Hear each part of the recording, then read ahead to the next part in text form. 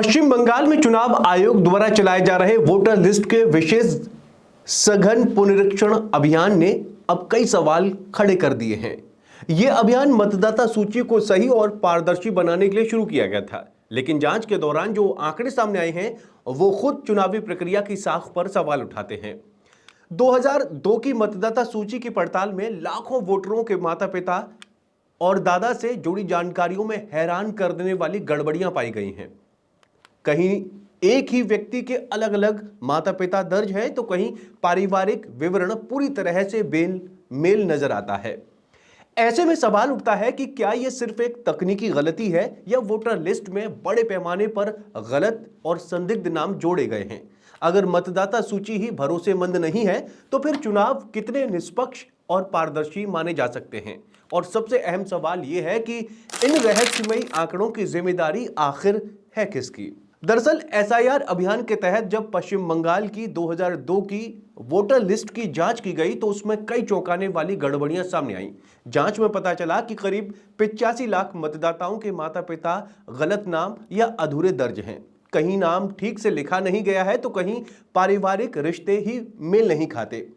अधिकारियों का कहना है कि इतनी बड़ी संख्या में गलतियां सिर्फ टाइपिंग की गलती नहीं हो सकती, बल्कि ये किसी बड़ी समस्या की ओर इशारा करती हैं।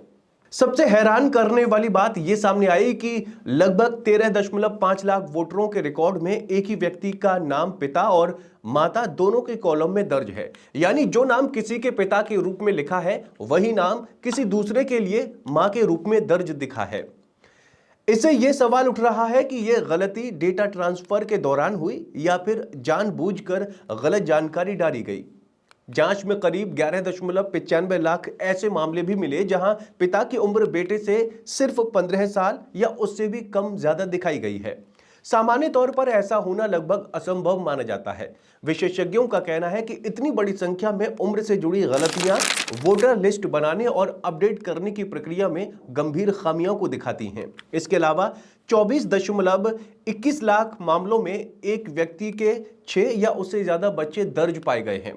कुछ मामलों में ऐसा संभव हो सकता है, लेकिन लाखों रिकॉर्ड में ऐसा होना असामान्य माना जा रहा है।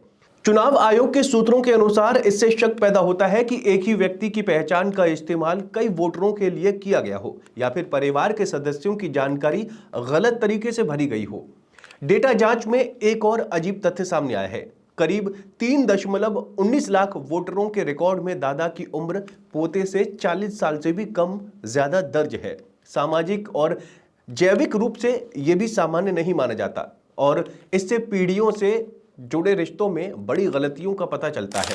दरअसल एसआईआर यानी विशेष सघन पुनरीक्षण अभियान चुनाव आयोग की एक ऐसी खास प्रक्रिया है जिसका उद्देश्य वोटर लिस्ट को सही और भरोसेमंद बनाना है। इसके तहत अधिकारी घर घर जाकर जांच करते हैं, दस्तावेज देखते हैं और डेटा का विश्लेषण करते हैं ताकि यह सुनिश्चित किया जा सके कि वोटर लिस्ट में सिर्फ योग्य और असली मतदाताओं के नाम ही शामिल हों। इस अभियान के जरिए उन लोगों के नाम हटाए जाते हैं जिनकी मौत हो चुकी है या जिनके नाम एक से ज्यादा जगह दर्ज हैं।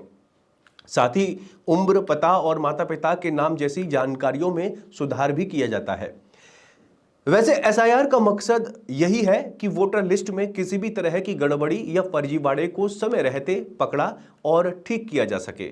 लेकिन जिस तरीके से एसआईआर की जो लिस्ट पश्चिम बंगाल में सामने आई है वो कहीं ना कहीं सवालों के घेरे में है और यही वजह है कि ममता बनर्जी लगातार चुनाव आयोग पर निशाना साध रही हैं। खैर, आपका इस बारे में क्या कहना है कमेंट करके जरूर बताएं और चैनल को जरूर सब्सक्राइब करें।